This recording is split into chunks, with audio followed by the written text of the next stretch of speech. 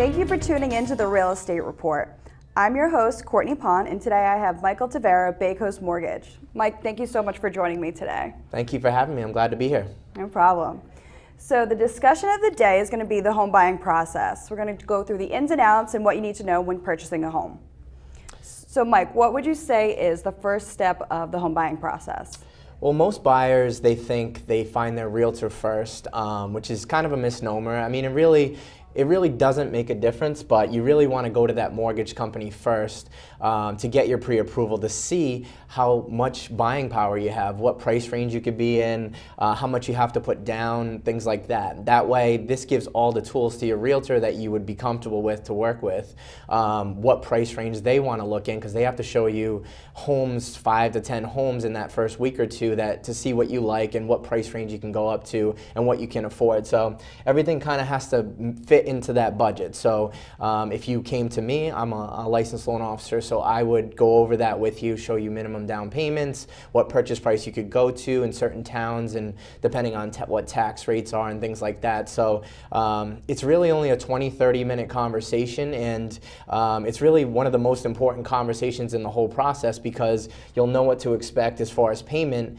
And people play around with Zillow calculators and things like that, where it shows a payment of maybe $900 or $1,000, and then they don't realize when they get to me that the taxes and insurance are included in their payment, or they're off or something like that, and it's $1,300, $1,400 in reality. So having that $300 or $400 extra a month it could be a real curveball when you're looking at a home, or you're in a home with a realtor and you're like, I love this home, but it could be $400 or $500 more a month than you like. So it's better to know realistically where you could look as far as price range, and then go from there. That way you don't set unrealistic expectations for yourself.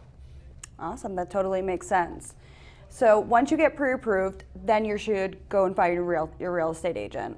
Absolutely. I mean, it really comes down to knowing the market. So having, I would say, a local agent or real estate agent that you're comfortable with and that you mesh with is really important, because you're going to be talking to this person almost on a daily basis for the next 2, 3, 4, 5, 6 months. So it's really important that you're gonna kind of jive with this person, and your personalities align, and they're knowledgeable on the market. You have even a lot of newer agents are immersed in the community their whole lives. They grew up in towns that you're going to buy in, and they know things that other people may not, behind the scenes, or houses that are coming on the market, or people who are looking to sell, or for sale by owner, or whatever it may be. And I think locally, if you choose a real estate agent in the town or around the town that you're looking in, I think that's a big valuable piece to this. I totally agree.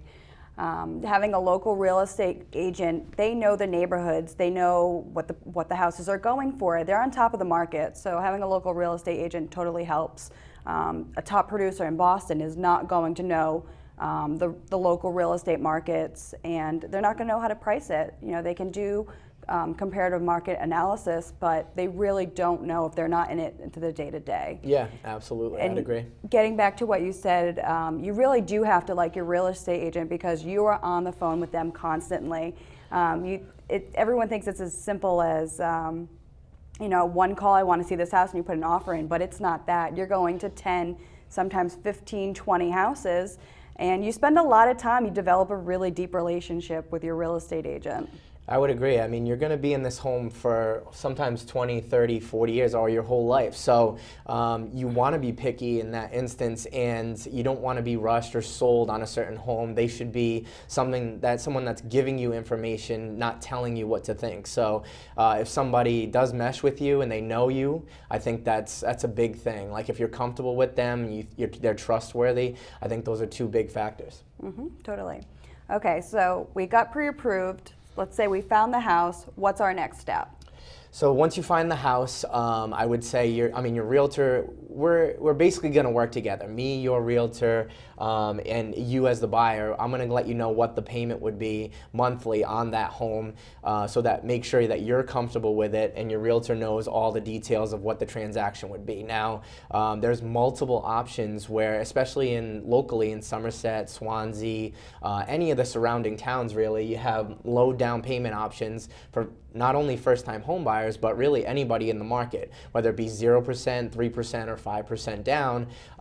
It really comes down to you don't have have to have a lot of funds to purchase a house now, depending on where you're at. As far as Mass Housing, Rhode Island Housing, both have zero down options and down payment grants. So you may not think you're ready, but you are ready. So I have a lot of first-time home buyers that would have never reached out to me, but they see me advertising locally, so they say, how much do I need to put down? And I'd say zero, really. I mean, you can come with minimal funds and buy a home that really is a great investment, or whether it be a multifamily, so that that'll be a retirement for you. Perfect. So one thing I like to do is when I have a buyer, they find a home and they want to put an offer in. So let's say they're approved for $300,000. But they want to put in a $280,000 offer. I will always reach out to the mortgage lender and ask for a pre-approval, a revised pre-approval for $280,000, because I use that as a strategy so that the seller doesn't know that they've been approved for additional funds. Absolutely, and I understand that. So my job is to be available 24/7 for this. So I have clients that text me nights, weekends, Saturdays, Sundays, 11 p.m. Offers don't have a normal time. So on the weekends, it becomes something where I have a text message. I can get that revised pre-approval out to you in 5 or 10 minutes. I just need to get to my laptop and get it out to the realtor and the client so that you can put in your offer. Perfect. So just to recap, part of the home buying process, the first thing to do would be do your research, find out what neighborhoods you're interested in, find out the towns and communities, taxes, demographics, everything. Then it would be get pre-approved, find a mortgage lender, and then find a real estate agent that you want to work with, that you're comfortable with, that you can have good dialogue with. They're going to be your best friend during this whole process, especially your real estate agent, and the lender are going to have open dialogue through the entire process. Yeah, absolutely. I mean, the communication is really important between the three of us, and even the insurance agent, the title agent. I like to have everybody in the loop at all times, so that we're all on the same page, and that's why I like to work with the same realtors on transactions. So me and Courtney have worked together. The communication is there. We update each other every single day, which is huge for the client, because nobody's out of the loop. Like, you didn't tell me this, you didn't tell me that, and that just never happens. I work for a local bank where we're in touch with the community. We're nearby, so I can be anywhere locally, especially if most of these transactions are happening around the local area. Okay, so let's go through the process. We've put in an offer, it got accepted. Now what? What's our next step? So once the offer is accepted, that's kind of when my job starts as far as processing. So Okay. I would collect income documents. Usually I try to do that even before your offer is accepted, but I would collect the income documents, whether it be W-2s, pay stubs, tax returns, things like that. Once I have those things, I can get you an approval through underwriting much quicker than really any lending institution out there. We can get an approval in less than a week. You're in underwriting and you're ready to go to buy that home in a week or two, where if you need a 30-day closing, we can accommodate. So we're really a full-service lender with all options. And when it comes down to it, the convenience of that for the realtor side, the client side, it's just all peace of mind. Everybody's relaxed. Nobody's on getting closer to a deadline. The less stress you have in this whole process, because it will be the biggest decision of your life almost, it's priceless. Mm-hmm. So we have the offer in, then we move to the P&S. There's contingencies in the P&S, the mortgage contingency and the inspection contingency.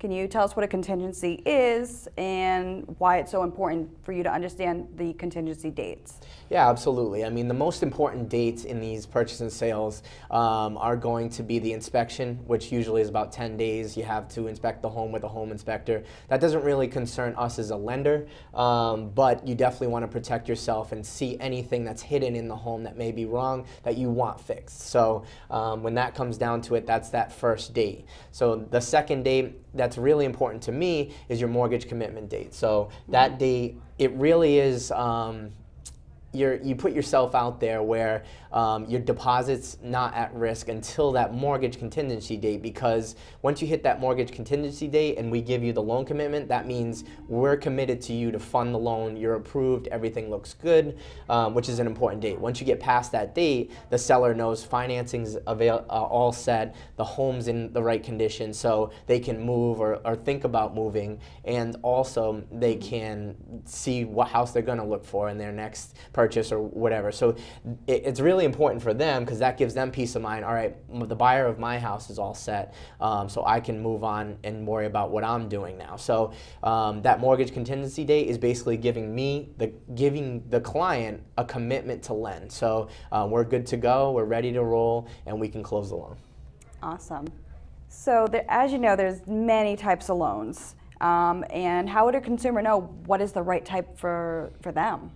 I mean, that's actually a huge part of it, because when it comes down to it, you're probably only shopping for a mortgage 2 or 3 times in your life, maybe, if that. It depends on the home that you find first. So around here locally, Mass Housing, Rhode Island Housing, there are a lot of 0% down or very low down payment options, which I have a lot of buyers that are utilizing right now, because they don't have a lot of funds saved and they do want to buy their first home. They don't want to rent and waste their money. So it comes down to where in Rhode Island, you have Rhode Island Housing. They just reapproved their $7,500 closing costs and down payment assistance. So the 3% that you'd normally bring down for a Rhode Island Housing or a conventional loan, you don't have to bring. They can give you that $7,500, approve you for that grant, and that would be your down payment. So you'd finance 97% of it. In Mass, they also have a program like that, where that second will be a 3% loan for your down payment. It's at a very low interest rate, and that can be used as your down payment also. So you can really come to the table with very minimal funds. So, but if having that low down payment isn't so important to you and you have some funds saved, there's a lot of options with great interest rates, whether it be FHA, VA, conventional. There's plenty of options, and rates are in basically the 3s and 4s today. So it's come back down to where we're at 6-month lows.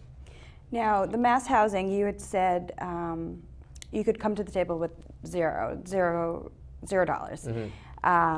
Is there income requirements with those, or are there any restrictions? Yeah, you have a income cap normally in Massachusetts. It depends on the county, but you have it's actually not that low. So it's not low income. There's median income and things like that. It's usually between 80 and 100,000. So Wow. you can still make good money and qualify for these programs. Awesome, good to know. Yeah, absolutely. All right, so now it's the closing day. You do the walkthrough, you get to the closing table. Yep. I mean, that's what you've worked for. You're all waiting for it. So That's what everyone's waiting for, 45, right? Yeah, 45 days, whether it be 45, 60 days, or quick close 30 days. I mean, that's the day that everybody is looking for, to get that key, to get to the table, sign the 150 pages of documents, Yeah, it's a lot. and get into your house and really feel good about everything. So when it comes down to it, I like to attend a lot of my closings locally. I don't think you get that personal touch from a lot of people, but it comes down to you really I want to build a relationship for the second, third, fourth home, or a refinance if you needed cash out in the future, or to better your interest rates if rates go down. So I try to create that relationship. Everybody goes to the closing, does their closing. A lot of the times you have the seller there. It's a happy time in most instances, and everybody's worked so hard to get to that point, and it should be a celebration. That's kind of what it is to me. Now we'll move to our fact or fiction portion of the show. So the first fact or fiction, Mike, I need 20% down payment to purchase a home. That's fiction. Right now, I mean, there's so many options with 0, 3, or 5% down that really you don't require any funds. VA loans have 0% down. You have USDA loans that are 0% down also. Those are more rural communities like Swansea, Westport, Assonet, Berkeley. You have 3% down with conventional loans, which is really nice. you have 3.5% with FHA. So really, you don't have to have a lot of funds to purchase a home. And then with Mass and Rhode Island Housing, as long as the income limits and you're not over them, you could do 0 down with a small second mortgage or a grant for your closing costs and down payment. Awesome. Okay, mortgages are the same at every lending institution.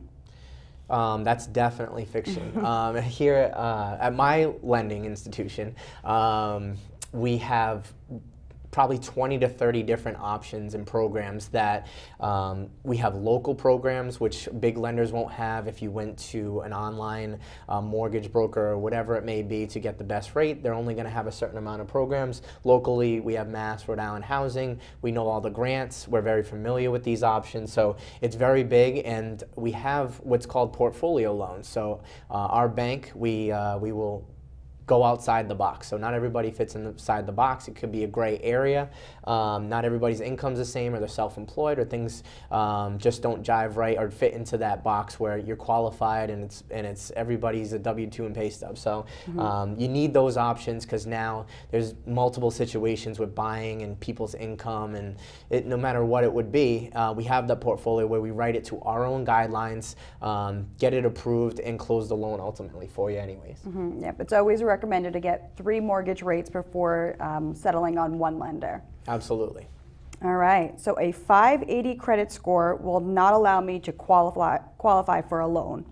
So 580 credit score is you'd still have all of those low down payment options. We have FHA, where you could go as low as 580 and still put 3.5% down. Some of those other programs you would need a little bit higher credit score, but FHA, 3.5% down, still has a great rate. It's one of the lowest rates in the market on any mortgage today. So when it comes down to it, we can actually even go as low as 540. Wow. In that sense, you would have 10% down. But really at 580, you still have that option open to you. And as half of my job, or almost half of my job, is coaching people on credit. So whether you don't have that 580 credit score and you're just below that, I have a program and an analysis that will get your credit score up very quickly, whether it be 2-3 weeks or even less, where sometimes it takes 6 to 8 months to repair your credit. I have an analysis where I can tell you what to do to get you that at 580 mark as quick as possible.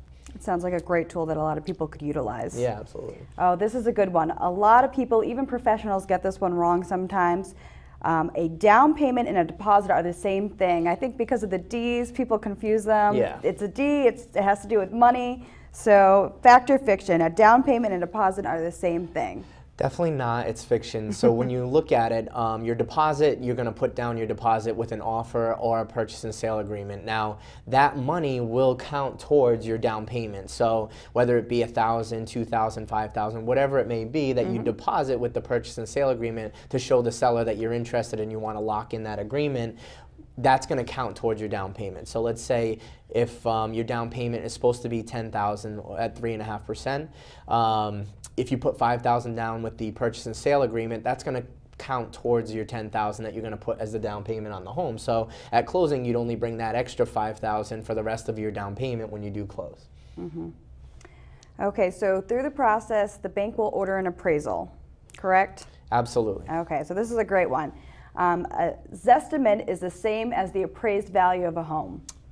That's definitely fiction. So I deal with people every day, or clients every day, that tell me my house is worth this on Zillow, whether it be high or low, and they just take that as total fact, like they live by it. My house is worth this. I can pull this much equity out of my home, or I want to sell now because that's what Zillow tells me. Zillow does have a lot of information, but it's not a perfect process, and they don't know your home. So you may have features and upgrades, or on the other side, it may be in disrepair. So the value, I've seen it as much as $100,000, $120,000 off from what's on Zillow. So when the bank appraises your home, they're gonna send somebody out. He's gonna do a full walkthrough. He's gonna be there probably for 20, 30, 40 minutes, go through every room, take pictures, give you credit for upgrades that you've had, whether it be countertop, countertops or flooring or finished basement or whatever it may be. Those features all are factors in the value of your home, and he's going to compare that to other homes around you that have sold. So your value is what people will buy it for. So the easiest way to do that is take 5 or 6 homes that have recently sold in the past 6 months, see what their value is or what somebody's willing to pay for it, and that's going to be pretty close to what your value with small adjustments. Our next segment is going to look at the local market of Swansea and Somerset. In the month of December, 30 houses sold in Swansea and 25 houses sold in Somerset. The average list price in Swansea was $320,000 and $295,000 in Somerset. The average prices of homes sold were actually $313,000, and Somerset was just shy of $284,000. The cumulative average of homes that sold, which this includes the for sale for buyers, is $281,000 in Swansea and $269,000 in Swansea. So it's really important that you use a real estate professional because they're selling for higher because they're marketing properly. The best I've ever heard a for sale by owner explained is like a Rolex watch. If you go to a yard sale and you see a Rolex watch, you want it and you want to pay the least amount because it's at a yard sale because it's not being marketed properly. But if you take that same watch and you bring it to your local real estate and it goes into the estate jewelry, you're going to pay top dollar because of the way it's being marketed. And that's what I found out with for sale by owners. Yeah, absolutely. We can credit Evelyn for that one. But, Thank you, Evelyn. I mean, it comes down to it's really the marketplace. If it's marketed professionally and you have an instance where you have a professional realtor putting it on the right forums and listing it correctly with descriptions and I mean, you can tell right away if things are done in a certain manner that look professionally. I mean, just the pictures in some listings, you think they're done on a cell phone sometimes, and you're like, this person is making thousands of dollars in commission to sell this home, and they're taking pictures with their cell phone. So having professional photos, listing it in the right places, promoting it, I think that's huge. It makes all the difference. The photography is everything. I personally hire a professional photographer for every single one of my listings, and they have this wide lens You got lens. it. Oh Yeah. my God. They have a wide lens and it can capture the 3 walls that should be there. Yes. And the photos just come out absolutely gorgeous. It captures buyers. Yeah. It really, really does. It makes all the difference.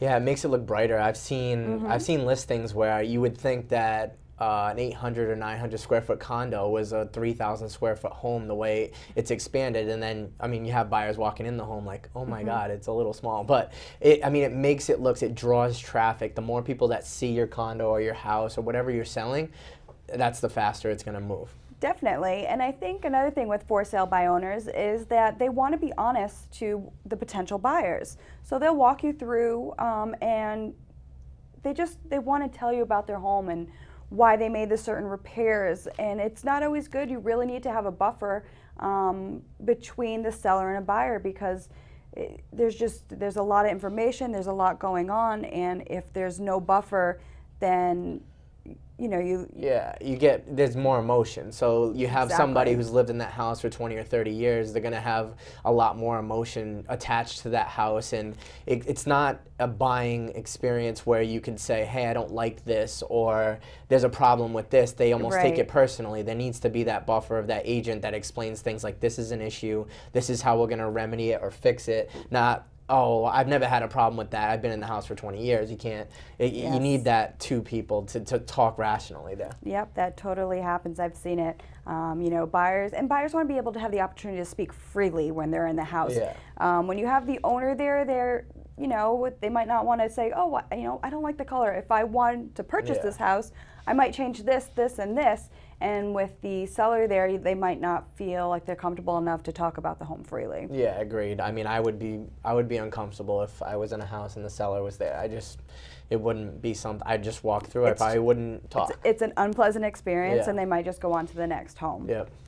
Okay, so the average date, this is what I found very, very interesting between Swansea and Market because they're like markets, I find. So the average day on the market for Swansea was 75 days. Wow. Somerset was 99. That's 24 extra days that those houses are on the market. Wow. So, I mean, they're just sitting there Yeah. longer for 24 days. I mean, a lot of things affect that, but that is surprising to me. Like when it comes down to it, you're seeing things. I mean, obviously listings that are priced wrong, which comes back to having not a great realtor. But if it's priced wrong or it's in disrepair, those things will probably sit unless they're priced where you have investors that are going to fix it up. But I mean, it comes down to. I'm seeing listings if they're priced right and they're desirable. I would say a week or two and they're gone. So it comes down to really. I mean, if you're gonna have the right realtor, they're gonna know the right price. That comes back to picking you. I agree. And then this is right in line. The average days for the accepted offer in Swansea it's 46, and Somerset it's 75, which that makes sense. Wow. They're in line. But keep in mind, this is only for the month of December. You know, January, the information come back much differently. Yeah. The highest priced home in Swansea, the highest priced homes in Swansea this for the month of December was 316 Winslow Way, 549,000. Now that was a new construction in a beautiful area. 181 Shaley Place, that sold for 525,000, and that was the end of a cul-de-sac, and it was a fairly recent development. I believe it was in the 2000s. And then the last, coming in at third, is 15 Bay Point Road, and that sold for $450,000. Now, Bay Point Road, I don't know if you know this, has the highest assessed values in town. Oh, okay. It's right at the end of Gardner's Neck, so it's surrounded by water. Yep. The highest priced homes in Somerset was 268 Eastview Ave for $399,000. Coming in second was 281 Whetstone Hill for $370,000 and 4 Forsyth Ave for $360,000. All decent price range. I mean, I'm probably a stone's throw away from the second listing on Whetstone, but I mean, the area, you're next to one of the best schools in the Somerset area, so I can see why those prices are the highest. Thank you so much for joining the Real Estate Report. Mike, it was a pleasure having you today. It was a lot of fun. Thanks for having me. No problem. We'll have to do it again sometime. Absolutely.